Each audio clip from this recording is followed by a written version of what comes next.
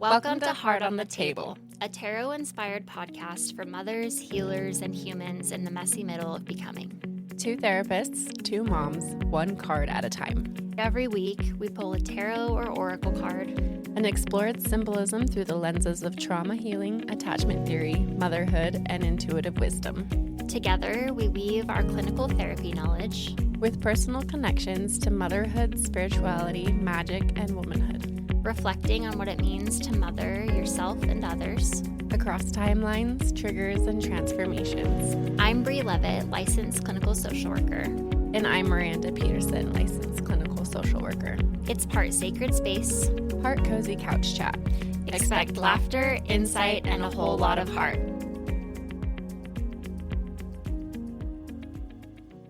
Welcome back to Heart on the Table. We hope that you enjoyed our last couple of episodes. The one earlier this week was on the witch wound, which was an episode that we very much enjoyed recording. And so we would love to hear any feedback that you have about that. Today's episode is on card number 5, and that is the Hierophant. So we're just going to get started by taking a look at the card and telling you what we observe. Okay, I will go ahead first today. So I see I think it's a female sitting on this chair. It looks like a throne. The background behind her is gray, and it looks like she has like a red robe on, and underneath it seems like there's white sleeves. She's holding what is that? I don't know. It didn't come up on my notes. Okay. Whatever that is that she's holding. She's holding some kind of like slim staff looking kind of thing. She's also pointing 2 fingers above. She's wearing a very pretty yellow crown. Looks like there's 2 people kind of at her feet. And there's also 2 keys at her feet. And that's what I notice. What about you? I love it. I am noticing the pillars in the background. It very much reminds me of the 2 pillars from the High Priestess. Oh, yeah. Though these ones are both gray and the background is gray. Her crown stands out to me. Looks like it's 3-tiered. This card very much looks like spirituality or religion in some form. I see that there are the 2 keys at the bottom, much like you said, and they're kind of crossed, almost like guarding something, but I know that that's not really the right term for it. Then there's the what looks to be like acolytes. They're both wearing different robes. One looks like it has roses on it, and the other one, I'm not sure, kind of looks like a white flower of some kind with a blue background. Oh, yeah. I'm like, is it like doves? I don't know. Yeah, that's what stands out to me. So let's dive into some of those meanings. So the first one I have note of here is just the 2 acolytes at the bottom of the card, which symbolizes like a student-teacher dynamic or a transmission of knowledge or a lineage. The next is the triple crown, which is symbolic of spiritual authority, knowledge as sacred responsibility. The keys at the feet are representative of unlocking higher understanding. The pillars, the gray pillars, are representative of neutrality, balance between the heavens above and below, heavens and earth. Some of the themes here that I noticed. So the triple staff, sort of. I mean, it doesn't really look like... Oh, yeah, okay. 3 crossbars represents the 3 realms, physical, mental, and spiritual, body, mind, and soul. So the Hierophant holding this staff represents, it's like a symbol of sanctioned spiritual power. And it's kind of showing that she has the ability and the responsibility to interpret divine truth for others. Red robes, passion, vitality, and earthly life. White sleeves represent purity, integrity, and humility. The 2 crossed keys of heaven and earth, 1 silver and 1 gold. They look both gold to me here, but symbolizing access to both spiritual and material knowledge. The Hierophant has the power to unlock wisdom or to guard it. Ooh, you noticed like the guarding. That. Okay. I like that a lot. Mm-hmm. The crossed position suggests balance and union of opposites, conscious and unconscious, sacred and secular. I like this. The keys represent discernment, knowing what teachings to keep and which to release. Reclaiming them is the act of saying, I decide what truths open my heart. That's powerful. I like some of that. I feel like that's a good place to kind of jump into here. Let's go and look at some of the Instagram responses for this one, because there were some good questions that kind of tie into that discernment piece around spirituality.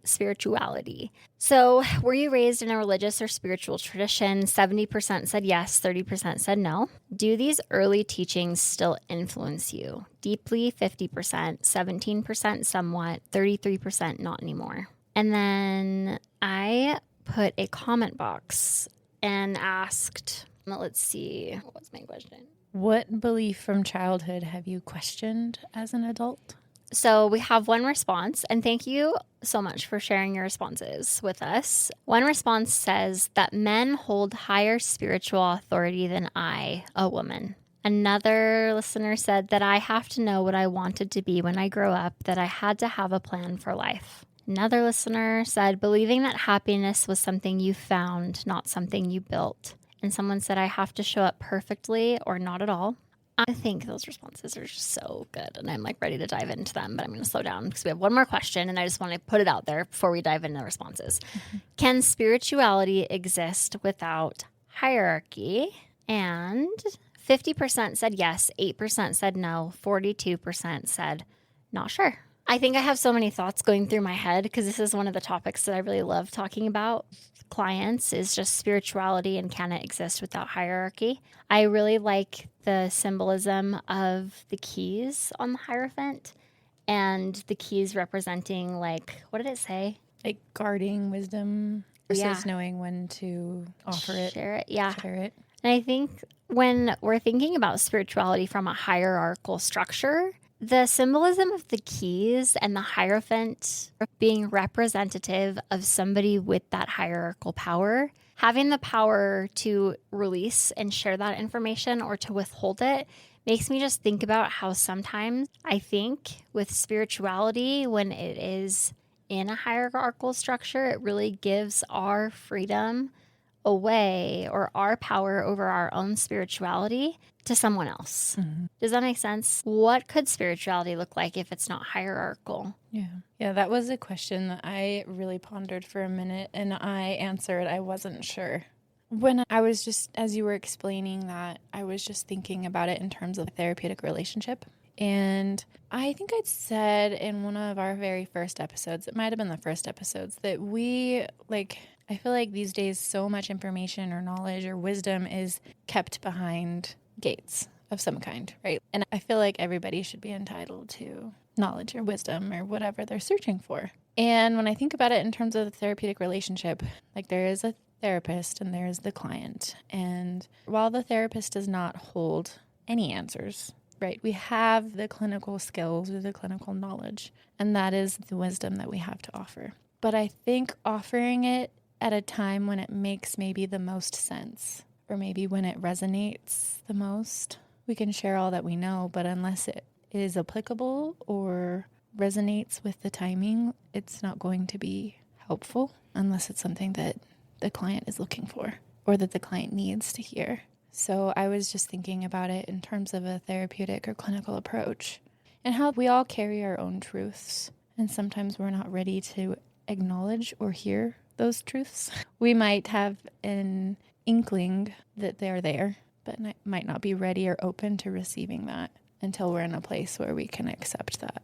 When I think about the question, does spirituality have hierarchy? I'm not sure. I think that spirituality, whatever that is, whether that is nature, whether that is the wilderness, like animals, or even connectedness, right? Relationship, connection with ourselves, or be it other people. My initial thought was holding that reverence for the thing, right? Like holding reverence for nature, holding reverence for the other. And what I really was astounded, like it was there and you just helped me see it, was that that includes us. Like we are a part of that. So I'm really interested to hear your take on the hierarchy of spirituality. I think that the way that I see it, and I am someone who I have a different perspective than those who have been engaged in organized religion their entire lives, right? So I've never really been connected to a hierarchical structure of organized religion, right? And however, I've also always been interested in what does a higher power mean, right? Like the idea of a higher power has always been something that I've very much resonated with, but I didn't know what that meant for me. But I've always felt something. I've always felt connected to something. I'm thinking this is kind of tangential, but just the idea of feeling and connectedness. I used to listen to Modest Mouse a lot when I was growing up. Did you ever listen to them? My dad listened to them, so therefore I listened to them. I was obsessed. And I was so obsessed that I even wrote like an autobiography on the front end when I was in like middle school. And there's a song, The Ocean Breathes Salty. Have you ever heard it? Okay. I'm going to just get the lyrics from it real quick because I want to read them. Because I feel like this was one of the moments when I really like, I don't know, something just connected for me. And the frontman of this band is he's an atheist, right? But maybe. This song kind of tells me like something, like he must believe in something. I don't know. So the lyrics are, let me just find, so some of them, I'm just going to read through the song. So give me a second because the ocean breathes salty. Won't you carry it in your head, in your mouth, in your soul? And maybe we'll get lucky and we'll both grow old. I don't know. But I hope so. And then, so let me just like that, like the ocean breathes salty. Won't you carry it in? I feel so connected when I'm near water. Like when I'm looking out at the ocean and I'm just seeing vastness and I'm seeing never ending, there's no ending. I feel a sense of awe and a sense of wonder when I'm at the ocean. I feel for me that spirituality has become something because I didn't have this hierarchical like structure given to me. It's always been something that I've had to figure out for myself. But I knew that I felt connected to something, and I know that because I feel it in my body. I feel it anytime I feel a sense of wonder or a sense of awe.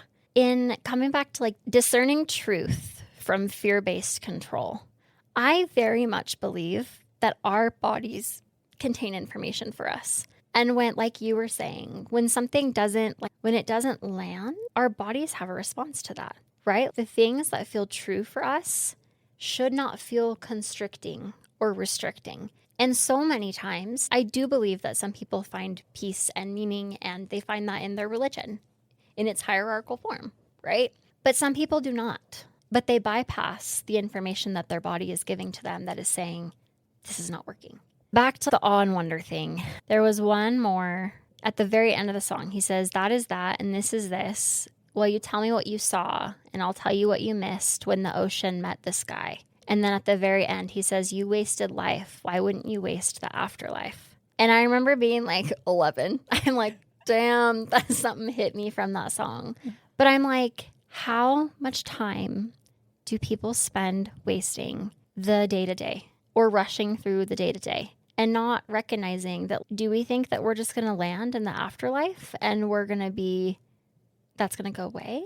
But like we're here right now. Why would we waste this sacred time that we're giving here on earth in hopes that we get to something different in the afterlife? I'm curious to hear your thoughts on some of that, as you just kind of come from a different space than I do with religion. So I'm curious about what your thoughts are, if you feel comfortable. Yeah, absolutely. Okay. So my experience with religion and spirituality, they kind of go hand in hand a little bit. I remember I was raised Catholic, and I remember being very young, probably like 6 or 7, when you start going to what's called catechism. And we'd go once a week, and I remember just being so in awe about like the stories and the symbolism behind that, like instinctively, intuitively. My body recognized those stories for the symbolic material that they had to offer. And I remember thinking, I think I told my mom at some point, you have to, it's common practice to go to a church once a week. And times were offered at Saturday evenings and then twice on Sunday mornings. And I remember saying at some point, I want to go to all of them. I just want to go to all of them. And I mean, I realized that in the adult world, like that's a lot of time. So we did not go to all of them, but I looked forward to it. And I think that again, I just really resonated with the stories. I think I resonated most with the stories of saints and what made them special. And it was also very deeply ingrained, I think, in just my own origin story. My birth was very traumatic for my mom and for me. And, was in the NICU for a long time and was always heard stories about my birth growing up and like how magical it was and what a miracle it was that like I'd survived and that I survived without complications they thought that I would have. So I was always, and I get it, like that is miraculous. And also as a child being the object of so much pressure, I think that really maybe contributed to later struggles in life. But looking back on it fondly now, like I can recognize it for what it was. And it truly was a miracle for my parents, my aunts, my grandmas, like for the ones that were around. I don't remember it because I was a baby, but I always felt like I had a very special relationship to it, to religion, to the stories, at least. And it was about the symbolism for me. And then as I got older, that changed. And I started to develop like a lot of shame, a lot of guilt. And I started noticing some of the other things that came with that and acknowledging that hurt. It really did.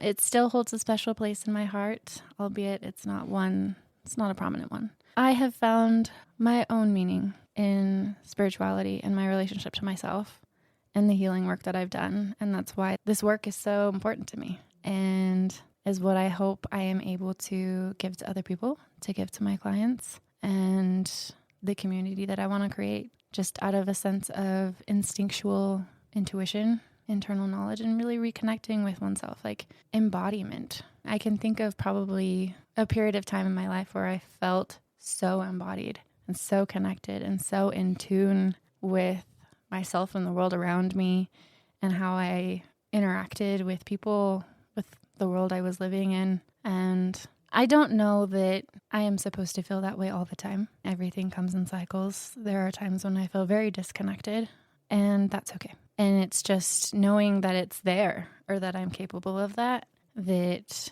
keeps the hope that maybe I'll feel like that again someday.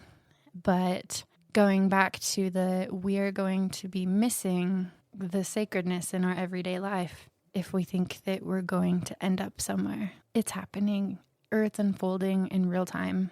And I think we forget that. I think we forget that the magic exists in the mundane or the things that aren't very magical, right? It's finding the magic in the moment and making the intention to see that. Yeah. We can miss it.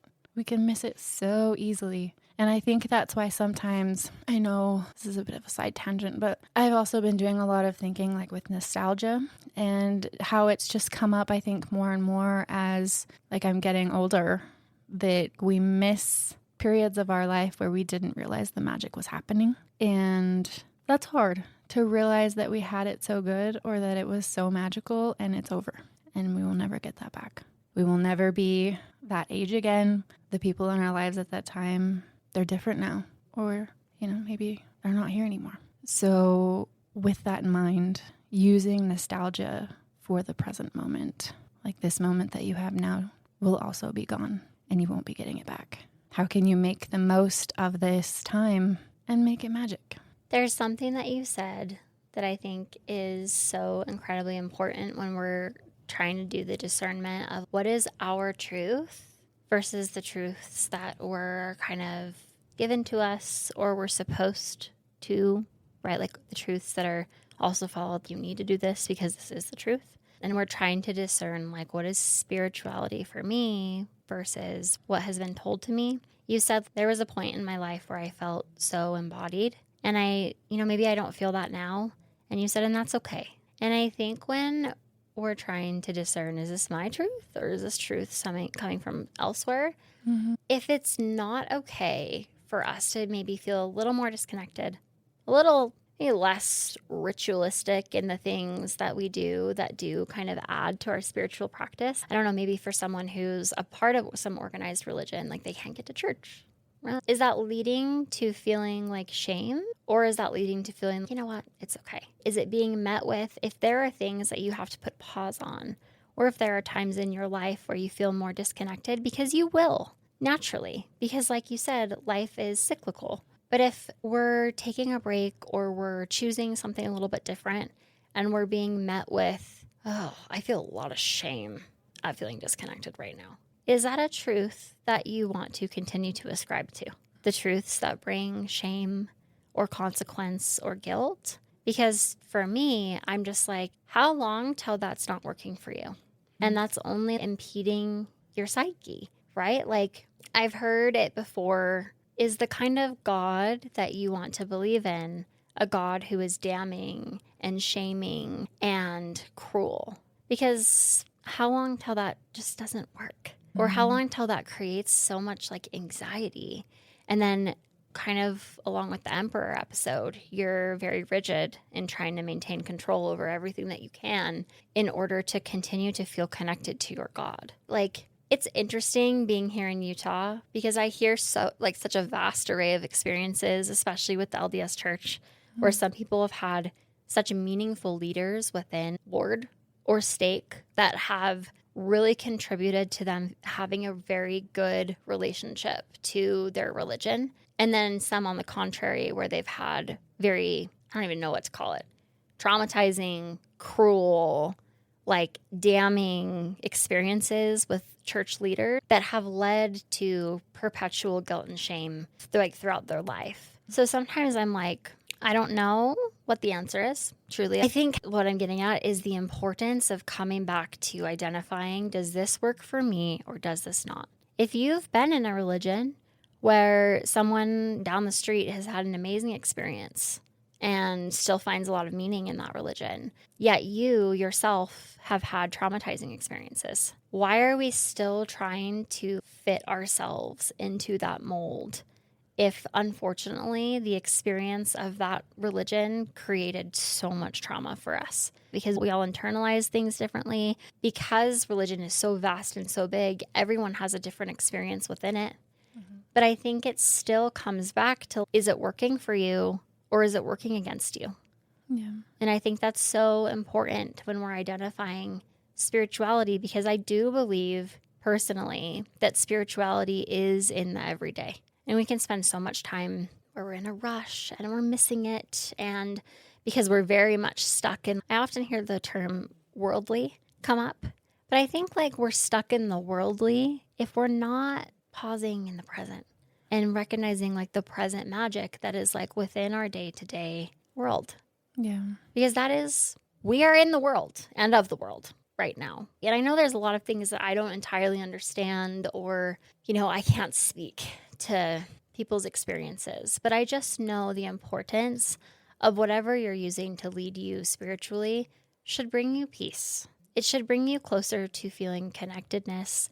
It should bring you closer to a sense of awe and a sense of wonder. I'm thinking about when I'm in an airplane and I'm looking out the window at the clouds and the sun is rising or setting like above the clouds in an airplane. I'm like, whoa. That reminds me, there's an author, Oliver Jeffers.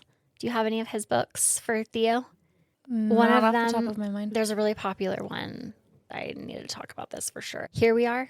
You need this book. Looks like I'll be getting that book. You need it immediately. It's so good. He recently wrote another book, and at the end of it, he wrote an essay. And I think that there may be a similar essay in Here We Are. And he talks about this effect. Let me remind myself what it's called. Okay, this is so good. He uses in a lot of his books like the picture of the earth from space. And he is trying to get us all to kind of like, and especially our kids, to understand this is the earth and this is the thing that we are on and this is our planet and there's the moon and there's the rest of the planets and we're looking at this from that perspective. And he talks about at the end of that book, I believe, something called the overview effect. And he says, why am I getting emotional? It's just so good. It's a psychological and spiritual shift that many astronauts report after seeing Earth from space, especially when viewing it as a small, fragile, interconnected sphere suspended in darkness. Oh my God. And so Oliver Jeffers talks about how, like, that's what inspires a lot of his books is the overview effect. And this says too, it's a profound cognitive and emotional transformation that occurs when astronauts see Earth from orbit or from the moon. They describe a sudden, it's getting to me right now, a sudden realization of the unity of all life on Earth, the fragility of the planet's ecosystems, and the artificial nature of boundaries, divisions, and conflicts between people. And I just think that's so beautiful. To me, I'm like, that is it. That is what embodies spirituality, which is why I love his books for Charlie and myself. That to me is so spiritual. And apparently it has a name. It's called the overview effect. I absolutely love that. And thank so you good. for sharing. Yes. I'm so glad that thought popped into your head, and I'm going to go get that book now and read it every night. It reminds me of, I believe it was in school, actually. I don't know what class it was, but that we watched. Have you ever seen the Pale Blue Dot speech on YouTube? It sounds super familiar. By Carl Sagan. If you haven't seen it, go watch it. Okay. It's a philosophical reflection on humanity's place in the universe, inspired by a photo taken by Voyager 1 that showed the Earth as a tiny point of light in a ray of sunlight. And it just talks about the duality of human insignificance and also human cruelty paired with the empowerment of stewardship. And, we have the power to change as well.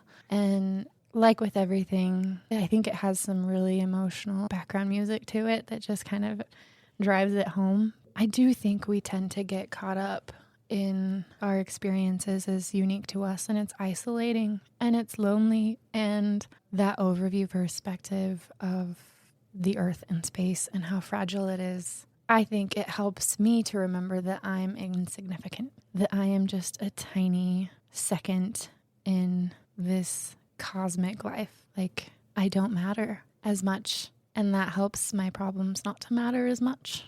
It helps me to put everything into perspective that, like, the world will keep turning and it is going to be okay. And it's precious and beautiful. And me spending so much time worrying out of a place of fear is not going to change anything. And so I make the choice to be present instead, and to surrender to the unknown, and to be open and find ways to connect to the part of myself that feels that land, right? To the part of myself where I feel that stone drop and it hits the bottom, and to reconnect with that spot. It's buried down there. I don't think about it all the time, but moments that can really bring that to the surface or remind me of the capacity to feel that deeply, or to remember the fragility or the preciousness of this time that I have. Yeah. Makes me spend it differently. Makes me choose to spend it differently. And how lucky we are to be here for the fraction of a second on the grand scheme of the Earth's life cycle. I think having a daily practice of connecting to some gratitude is an important spiritual practice. And really, I think defining too, I mean, it's a question that I've been asking myself a lot lately, and it's one that we posed as a reflection in one of our earlier episodes. But what matters? What matters to me, to you, to anyone listening? What genuinely matters?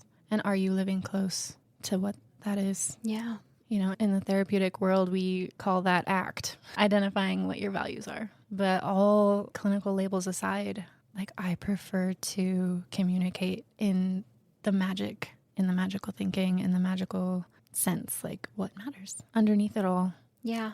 Mm-hmm. If we're spending so much time trying to fit into, like, the script that we were given and it does not feel aligned, is it time that we shed that in favor of something else or trying something else? Okay, this thought just occurred to me. So I'm going to try and make sense of it. And if it doesn't make sense, then oh well. But I think part of that too is maybe we're so afraid of change because we think we need to make a lasting impact. We need some way to be remembered. And that has to be, for some reason, inscribed in stone, which means we can't change. Yeah. But really, I think the whole point is to evolve and is not to stay the same. No. You're not supposed to stay the same. I am not the person that I was when I was 17. I am not the person that I was when I was 22. I am not even the person that I was when I was 25. Like, I'm supposed to change. Everyone is supposed to change. And resisting that change, I think, only hurts us. And I think it hurts everyone around us, too, because they benefit from our change. Like, we change and they change, and we grow together. But when we keep ourselves from growing or we keep ourselves from changing, that only hurts us. And if those things, if there are institutions or if there are people or there are relationships that are not growing with us, that's no fault of our own, right? It's important to question, like, those relationships. We're never the same. We're in a constant cycle of growth and change. And I think it's hard for people to apply this acceptance to that because, like, it is sad. Yeah. And there's a whole lot of grief. Yeah, we keep growing and we keep aging. And with that means that we lose people. Life is very much a grieving process. And while we may commonly attribute grief to heavy sadness, I'm thinking of like the stages of grief: denial, anger, bargaining, depression. But acceptance is a part of the grieving cycle. And something that's also goes hand in hand with acceptance is creating meaning out of our grief. How you create meaning can be entirely up to you. You make your own meaning. You can make your own meaning. I mean, just like looking at these cards, right? Like, we infer what we think about the symbolic aspects of the card. And then there is the collective human experience one. But I think pulling out first our own interpretation of it can highlight maybe a certain situation or circumstance that we're currently experiencing at any given time. That's why one card lands heavier than the others, is because it resonates more. Back to the like life is a grieving process. I think that's why we feel so much nostalgia. And I feel like that's where a lot of people get stuck. Like, we're stuck in the nostalgia for a moment that no longer exists. And that's hard to feel stuck. We've talked about feeling stuck before and how difficult that is. And like, it's okay to remember it as like an amazing moment. Maybe it was hard. Maybe there is nostalgia for the hard, and recognizing that you got through it. There's nostalgia for every kind of emotion. And I think honoring that for what it is, and also just allowing yourself to move through it with fluidity. You grieve yourselves. Like, you were never the same person, and that's okay. And you can grieve that. And I think it's harder to see that in ourselves. Right? I mean, we can maybe look at pictures and see the differences in how we change physically, but it is hard to recognize growth in ourselves unless we're actively paying attention to it. I think for me, it's a little bit easier to see growth in like raising my little boy. My mind was going there as well. Mm-hmm. Like, he's just over 2, and I get these memories that pop up on my phone in my Photos app that is, oh yeah, remember this period of your life? Yes, I do. Mm-hmm. It was just like yesterday. Mm-hmm. And I know that there's a poem. I don't know that I should read it. It's by Jess Ulrich, I believe is how you say her name. She writes a lot of motherhood poems. And it's all about grieving the versions of, your child that you never really got to say goodbye to. Yeah. Maybe I'm misremembering who wrote that poem. I know it's a TikTok audio. It comes up often. I can't think of it. No, I feel like I should have just left it at that and said anything about who it was by, but may or may not be. You don't really get to say goodbye to any of the versions of them. I mean, maybe when it's the eve of their birthday or something, and you really have to sit with the fact that tomorrow they're going to be a year older. But that is constantly happening every day. I like to think about often that saying goodbye is a privilege. We're very fortunate and lucky if we get to say and have a goodbye with our loved ones. Sometimes, more often than not, we don't get that. My grandma passed away on my mom's side just last year, December 24th. We were like, God damn it, Grandma. I had to go on Christmas Eve. Or it was like the day before, I think. I can't remember. I think it was the day before. And we cleaned out her stuff on Christmas Eve. I would go visit her all the time, her care home, because that's just a whole other story. Me and Tori would go visit her all the time. They called me on December 23rd, and she was gone. I had imagined and envisioned me being able to sit with her while she was dying, and I didn't get that chance. I knew every time I was saying goodbye to her that it could be the last time. And she was old and frail. But I also, and whether this is my anxiety or whether this is me really acknowledging and sitting with the truth, anytime I say goodbye to anyone, I sit with, what if something happened? And that was our last goodbye. And I try to make every goodbye meaningful. But like with the whole like life is grief, it's important to sit with, we don't often get goodbyes, which is why it's important for us to really embody being in the present. Yeah. Like I remember kissing my grandma's forehead the last time I said goodbye to her. And I was very intentional about that every time because I was like, this could be the last time. And I was right.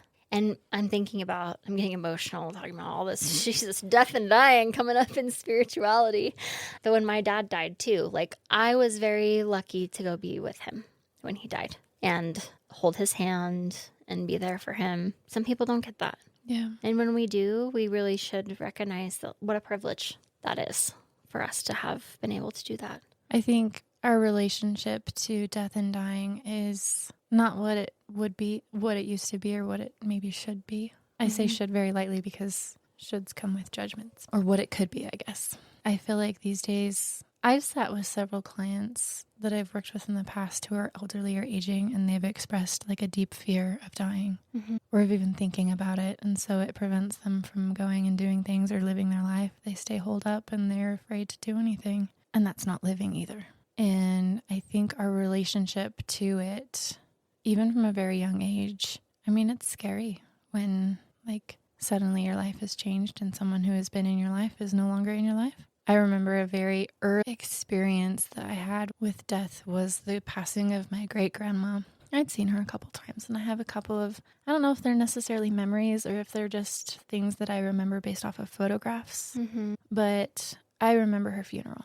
I remember it so distinctly, and particularly a part of it where I couldn't understand why everybody was crying. I was little. I had to have been at least, I don't even know, 3 or 4, like little. So I didn't understand what was happening. It didn't feel like a huge loss that time because I remember the speech that was given, like the eulogy. I don't remember who gave it, but I remember everybody was passed around a Hershey Kiss, a chocolate Hershey Kiss, and everybody was like instructed to unwrap it and hold it in their mouth, which as a child, I just want to eat it. Like I just wanted to chew it and eat it. But I remember listening to the instructions and holding it and letting it melt. And there was a whole thing about just the patience that comes from that. And there was a message that people remembered being given by my great grandma that, you know, savoring the moment. And I remember doing that at 4 years old at my great grandma's funeral with a Hershey Kiss in my mouth. Like the urge to want to bite it And eat it. and eat it. But savoring the moment. I And love that that. has stuck with me. Which speaks to that it was powerful for you. Yeah. I love that. Oh, this has been a good conversation. There's so many more places I could go to, but I'm like, I'm saving them for the death card. Oof, yeah. Because I love that card. And it's one of the more feared cards in the deck. But I'm like, I think spirituality and death and religion all go hand in hand. Right. So I'm like, get buckle in. I could talk for another hour about all this and the interconnectedness. Like my brain is going so many different places, but I think I'll reserve them for death. Maybe death would be a good one to even have my friend who's a social worker. He works like that's kind of his favorite stuff is talking about grief and bereavement. And yeah, that could be really good. We could probably do several episodes on We on that could. card. We could do actually like a couple part series on the death card. I like that. We're workshopping live right now, whether or not this makes it or not. So if you have thoughts or opinions on that, please share them. Is there anything that we've forgotten? Oh, this review effect stuff is so good. I just want to share this quote that instead of sharing a reflection, there's this quote from this astronaut Edgar Mitchell. And he says, "When I looked down and saw the earth, I suddenly understood that we are all part of one tiny, fragile ball of life. There are no borders from up there." Oh, I got chills. I just love that. I mean, just think about how powerful that is. And coming back to the first thing you said, like when you were like, I was thinking about hierarchy, and then you were like, but I realized like we are a part of that. We are a part of nature. We've talked about this a little bit before. Like when we're thinking about, oh, are we above? Are we below? We are all connected. We are all sharing this like short experience here on earth for this time, and we collectively share that experience. And maybe like I think when I had mentioned my wondering if it was one or the other. Okay, I'm going to need to provide some context to this. So I like to have like deep conversations with my husband. And so I was telling him the other day about how I was on my way to an appointment and I was driving behind a truck that had a couple of goats in the back. And I was like, are those goats? It's not something you see every day on the freeway. And sure enough. So I was thinking about animals, and I think these days, like there's a lot of, I find myself envisioning myself living a slower life, right? Living a slower life, disconnected from all of the technology and the ways that keep us connected these days. But, whether it be on some land and having your own ways of being self-sufficient, like it is appealing in some ways. And I recognize it's also really hard. So I was thinking about animals and just like the ways that maybe we don't have the relationship to them like we used to. I was thinking particularly in farm life, or I guess you could call it that when it came time to use the animal for sustenance, and you had to do it yourself. Right? These days you don't do it yourself. You just go to the store and you get what you need. And you don't think about what comes, like what had to happen for you to be able to do that. And just the incredible reverence that you would have to do that yourself, right? You would have to recognize the sacrifice that this animal was making so that you could survive, and vice versa. And I was thinking it in terms of that because of the most recent experience I had driving behind a truck of goats. Yeah. I guess you don't necessarily, that is just the reverence for another being. For the other doesn't necessarily put one over the other. It just means that you recognize you're a part of the same thing. That's really beautiful. So my thought process was combing through my recent experiences and the deep conversations I was having outside of here. Is there anything you want to do as a reflection? I like this one that says, what teachings or traditions have shaped you and which no longer fit? That's a good one. Thank you so much for listening to our podcast episode today. We hope you enjoyed it. And if you did, give us a review on Apple Podcasts or on Spotify or wherever it is that you're listening. It just helps us further this community and further our reach. So thank you so much if you're playing a part in helping us to do that. Yes. And we look forward to recording our next episode. We want to ask you all that if you particularly resonate with something that we're talking about or have ideas for ways that we can shape our future episodes, we would love to hear your feedback. We enjoy hearing all the comments. It really means a lot to know that this is resonating with you all. So if you have things you would like to share with us, we have created a Google form, which can be found at the link in our bio on Instagram. Please feel free to share your thoughts and come take a seat at our table. Thank you so much for joining us in today's conversation. We hope this space offered you a spark of meaning, a reminder of your own strength, or simply the comfort of knowing you're not alone in the messy middle of becoming. If you enjoyed this episode, we'd love for you to share it with a friend, subscribe, or leave us a review. It helps this little community grow. You can also find us on Instagram and TikTok at Heart on the Table Pod, where we share more reflections, tarot pulls, and behind-the-scenes glimpses of the podcast. Until next time, may you keep noticing the magic woven into your everyday life. Please remember, while we are both licensed clinicians, this podcast is not therapy and does not create a therapeutic relationship. The conversations here are for educational and reflective purposes only. If you are seeking mental health support, we encourage you to connect with a licensed provider in your area. Thanks for listening.